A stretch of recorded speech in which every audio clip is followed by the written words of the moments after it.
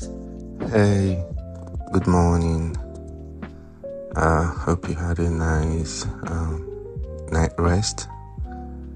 I had a beautiful night myself. So welcome to my morning random musings. What am I musing about this morning? Competition. So apparently competition is a very fundamental thing to human experience, to living. Why I say fundamental is because if you actually go way back through human evolution, say you get to the point where we were just hunter-gatherers, not too much sophistication, not a lot of technology, just basic humans interacting with nature, living of nature, and in harmony and in coexistence with nature. That for me was like the golden era of the human existence, because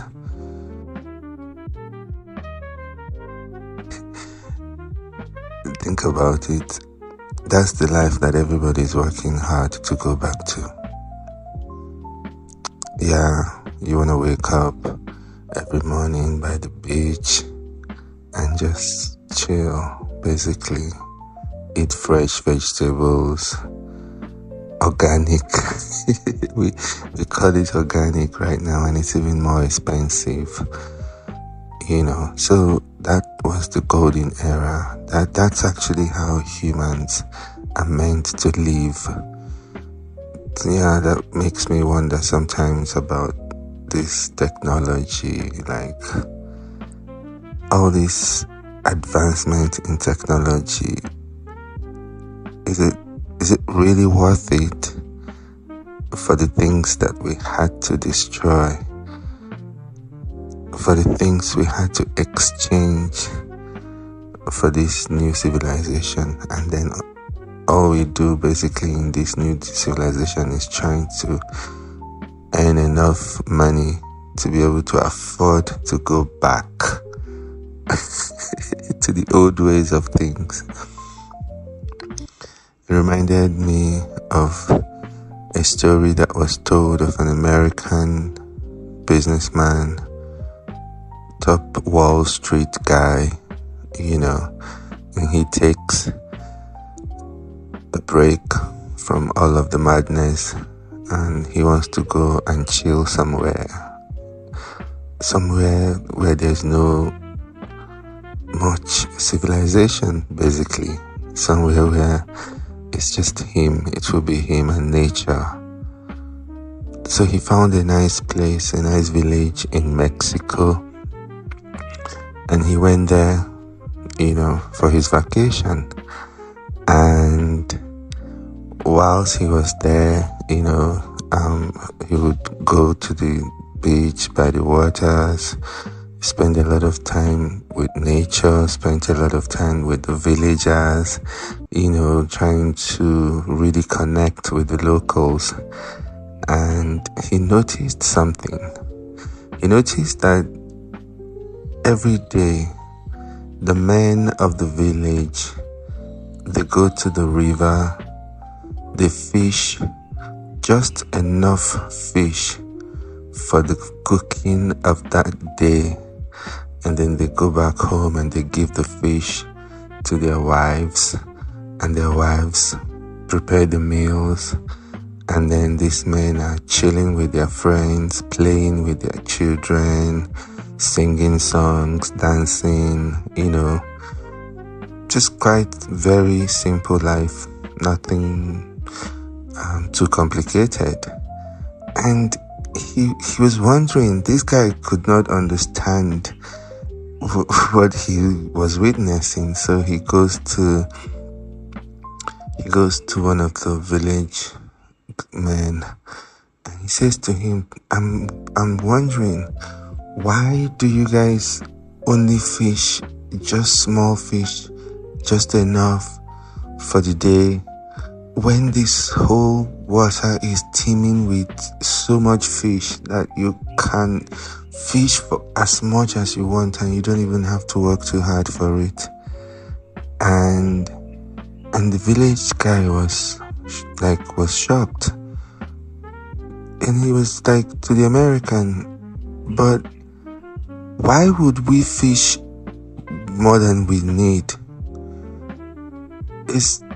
Why? It doesn't make any sense. We fish what we need for the day, because there's no need to fish for more than one day and make it stale, when you can always come back the next day and, catch a new fish, just make a new catch. And the American was like, no, you don't get it. You see, if you fish way more than you can use, you can sell the rest and make money. And the guy was like, okay, why would I want to make money? Why would I want to do that?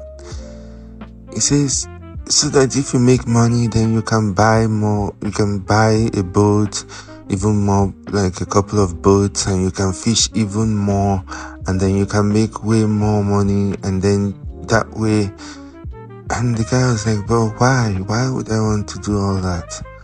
And the American guy, even more astonished, was like, look, if you make that much money, you're going to establish one of the biggest fishing companies in the world. You could even be listed at the stock exchange, and you could be a billionaire. And the man was like, okay, sounds like okay, fine, but why would I want to be a billionaire? Why would I want to have all that? And by the way, how long will it take for me before I will become a billionaire if I start this thing that you're saying? And the Americans say, if you work hard, maybe 15 years, top 20, you'll definitely be a billionaire. I'm so sure of that. And the guy was like, okay, the village guy was like, okay, so why would I want to be a billionaire? Why would I want to work that much for 10 to 15 years just to be a billionaire? Why? And the guy was like, oh my God, you're driving me nuts. You don't get it? Once you become a billionaire, then you can afford the life you want. You can totally buy a house by the beach, chill with your family, don't do much work, and, just be.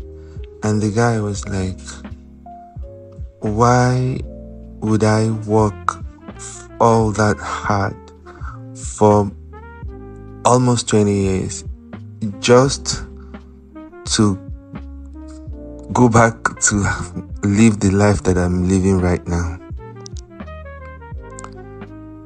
In this moment, the light bulb went on in the American guy's head. He now saw his foolishness. And the village guy just looked at him and shook his head. And that was the awakening for the American. So, I don't know if I digressed or not, but the point I was trying to make is that all this civilization that we have built, are they really taking us forward? Or are they taking us forward only for us to be craving what we left behind and have to now work so hard to achieve what we left behind? Think about it. So basically, that for me is the golden era of the human experience. Even in those days, the competition, there was still competition. Males had to compete for females' attention, for mating opportunities, and so there was still hierarchy somehow. And so people had to compete, for that hierarchy. Even if we look at the animal kingdom, we see a lot of competition as well in some species, especially when it comes to attracting a mate and things like that, So competition is a fundamental human thing. So you must acknowledge that competition exists. You cannot wish away the fact that for every day of your waking time on this earth, you are competing for one thing or the other. There is competition. Definitely there is competition. There is always someone out there trying to outsell the best seller. If that makes sense to you. There's always someone out there trying to be the next Guinness Book of Record holder for the same thing that you are holding a Guinness Book of Record for.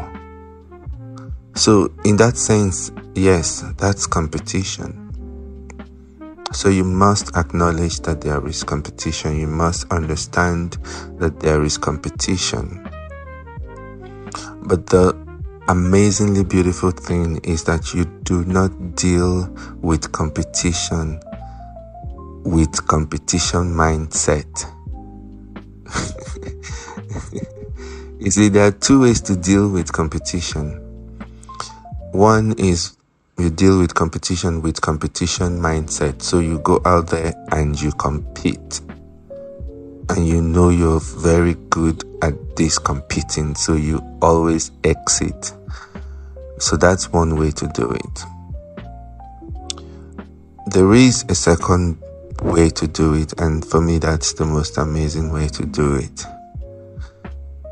Is to acknowledge that competition exists, but to understand that you are above competition.